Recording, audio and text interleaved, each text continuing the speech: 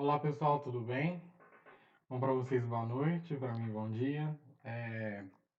Hoje a gente vai ter uma aula sobre estratégia argumentativa de síntese. É uma aula muito fácil, vai ser uma aula muito rápida, vocês vão perceber isso, muito tranquilo também.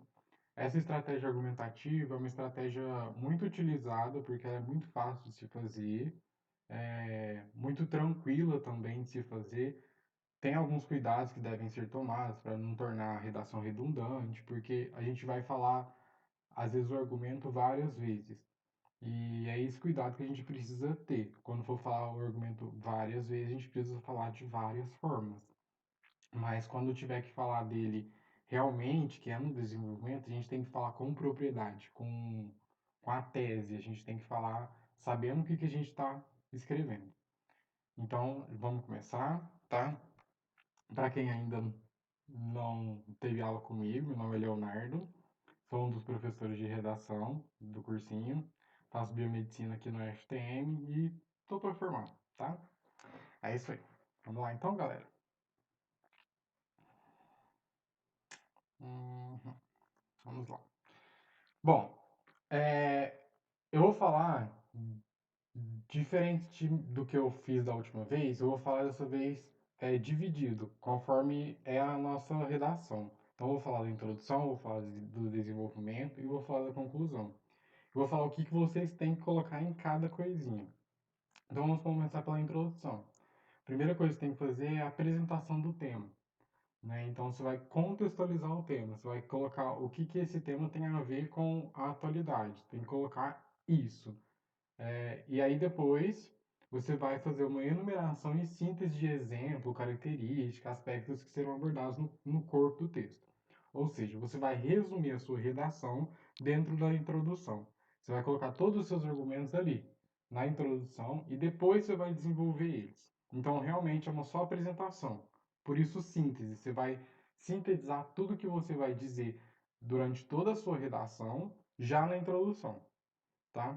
E, obviamente, você vai apresentar sua tese de forma indireta. Não é uma forma direta também, é de forma indireta. Então, você vai contextualizar, apresentar ali seus argumentos e, posteriormente, você apresenta a sua tese. Você fala se é a favor ou contra ao tema que a gente que foi proposto para vocês, ok? Aí, já no desenvolvimento, a gente vai estar fazendo da seguinte forma. Cada parágrafo do desenvolvimento você vai trabalhar com um aspecto, uma característica, um exemplo que você disse lá na introdução. Então, se você disse lá na introdução dois aspectos, seu desenvolvimento vai ter dois parágrafos. Se você colocou três aspectos, seu desenvolvimento vai ter três parágrafos. E vai ser dessa forma. Então, tipo, o primeiro parágrafo, o primeiro exemplo, aspecto do tema que você colocou lá. Segundo parágrafo, a mesma coisa. Se tiver um terceiro argumento, a mesma coisa. Tá ok? Então, não é difícil. É muito tranquilo. Normalmente a gente às vezes faz um rascunhozinho antes e a gente faz o desenvolvimento antes. E aí depois que você fez o desenvolvimento, você pega o desenvolvimento e sintetiza ele e aí faz a sua introdução.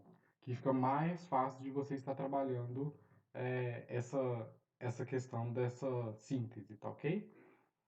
E aí, já na conclusão, você vai estar afirmando a tese que você colocou, então você vai estar mostrando novamente um pouquinho do tema e falar se você é a favor ou contra aquilo que você colocou, e vai retomar todos os aspectos que você colocou no texto. Então, basicamente, você vai colocar a conclusão, é uma introdução, só que mais resumida ainda, porque além de tudo isso, você vai colocar a proposta de intervenção, que deve ser clara, objetiva, com bastante detalhes, tá ok? Obedecendo, colocando sempre quem, quando, onde, para que fique o máximo detalhado possível e que a sua proposta de intervenção possa ser considerada fora do senso comum, possa ser considerada boa, tá ok? Viável para se fazer. Ah, vamos então aqui dar uma retomada em tudo. Então, na introdução, vai a apresentação do tema, junto com a síntese dos argumentos. O desenvolvimento vai os exemplos, características, aspectos.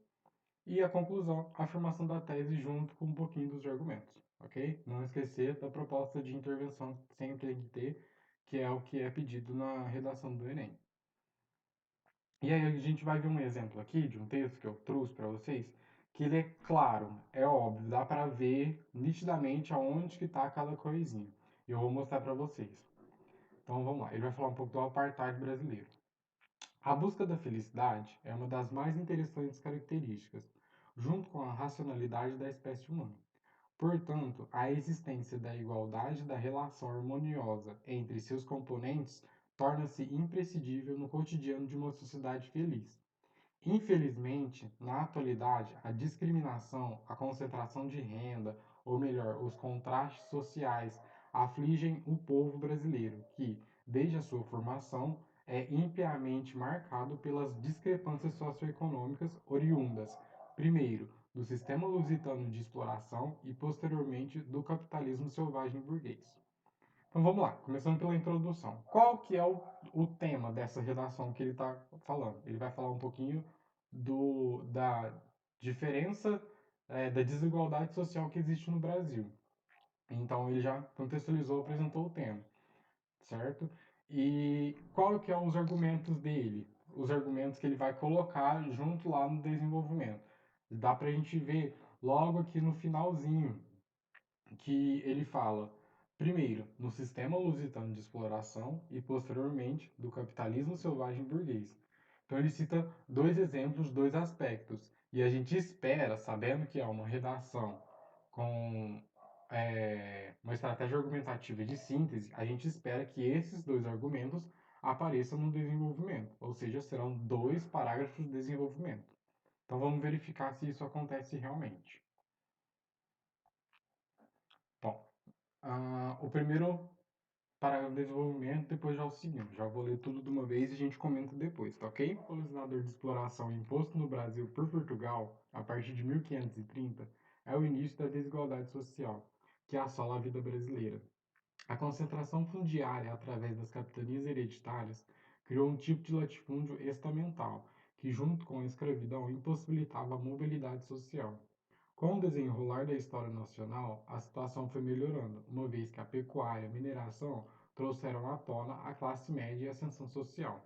Entretanto, ficou impregnado na aristocrática sociedade brasileira um preconceito que vigorou arduamente durante os primeiros e segundos reinados, e que sofreu redução com o aumento do aumento demográfico republicano, mas ainda se faz presente nesse início do século XXI.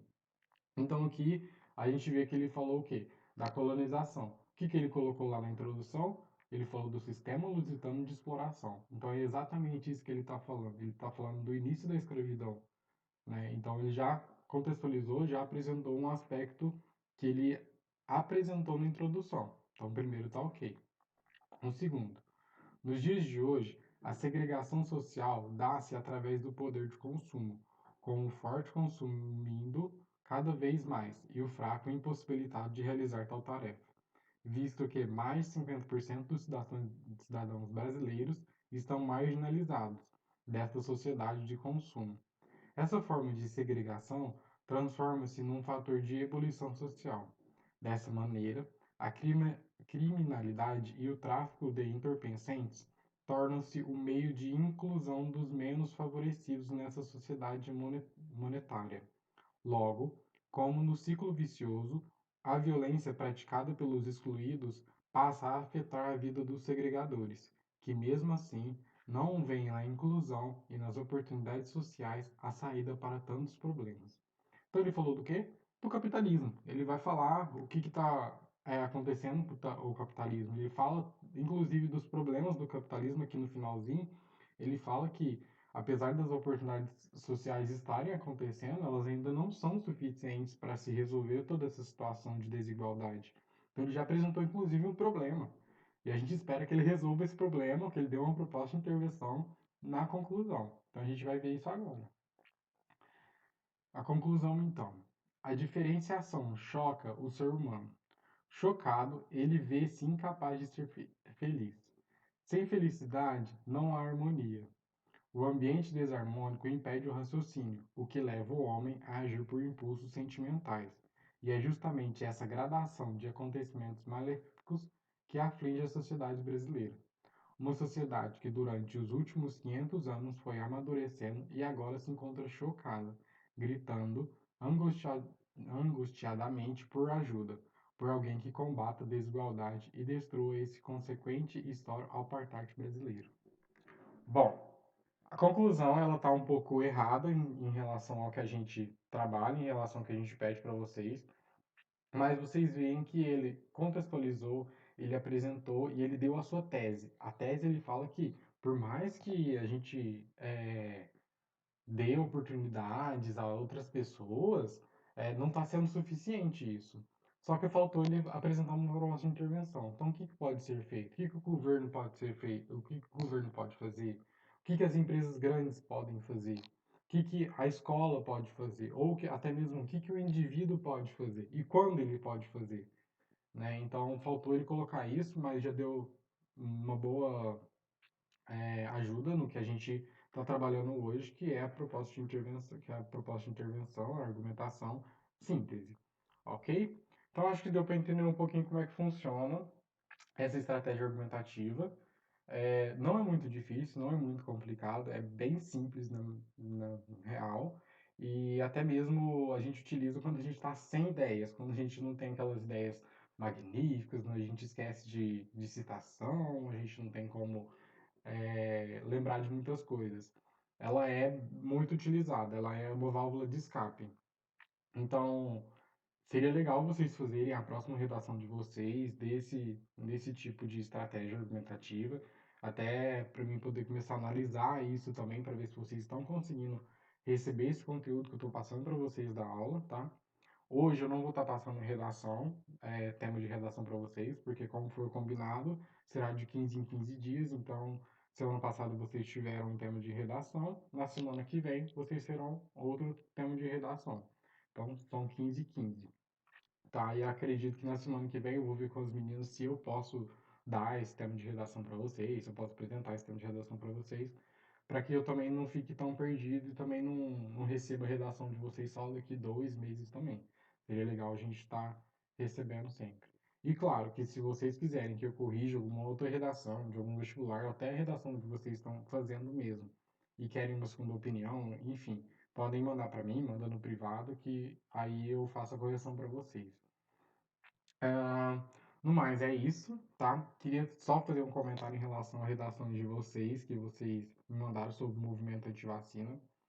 Na minha visão, estamos caminhando muito bem. Eu vi redações maravilhosas, muito boas, assim, estruturas perfeitas, argumentos também estão perfeitos. No entanto, falta um pouco, assim, isso no geral, da gente argumentar. A gente precisa começar a argumentar. Quando a gente coloca informação, a gente tem que colocar a fonte e em cima dessa informação a gente tem que argumentar, a gente tem que colocar a nossa posição. E isso está faltando, que está fazendo o texto de vocês ficarem muito informativo. E se fica muito informativo, foge totalmente do dissertativo e argumentativo, que é o que é exigido no Enem. Então falta argumentar. A questão dos conectivos, eu acho que vocês estão acertando muito bem. Acredito que vocês devem ter procurado alguns outros também, porque na minha aula eu passei um pouco de conectivos. E pelo que eu vi na redação, eles apareceram até mais dos que eu passei na aula e foram utilizados até adequadamente. Os que não foram, fiz um comentário para tomar um cuidado. Mas no mais, não teve nada muito aleatório, muito ruim também. A minha correção costuma ser uma correção um pouco mais dura, então se vocês tiveram uma nota um pouco mais baixa, então já peço desculpa, mas eu prefiro fazer uma correção mais dura, exigir mais de você do que dar 1000 para vocês hoje e aí na próxima dar 1000 e aí chegar lá no Enem vocês vão ficar achando que vão tirar 1000. E na verdade pode ser que não aconteça, aí seria um erro meu.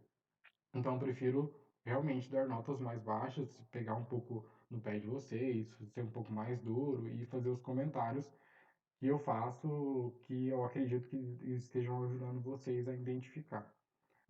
Eu ia trazer também algumas redações aqui como exemplo para vocês verem que está dando certo, que está dando errado, No entanto, não deu muito certo, não deu muito tempo da gente de eu estar organizando essa situação. Na próxima aula, talvez eu já organize isso já. Até porque eu tenho que conversar com vocês também, em questão de no privado, para saber se eu posso estar liberando a redação de vocês, se eu posso estar expondo a redação de vocês, o que é uma coisa de vocês, então eu não posso estar mexendo assim com tanta propriedade. Tá ok? No mais, é isso. Uma boa noite para vocês. Qualquer dúvida é só me chamar. E é isso aí, tá certo? Tchau, gente. Boa semana e vamos terminar essas redações aí. Segue em frente.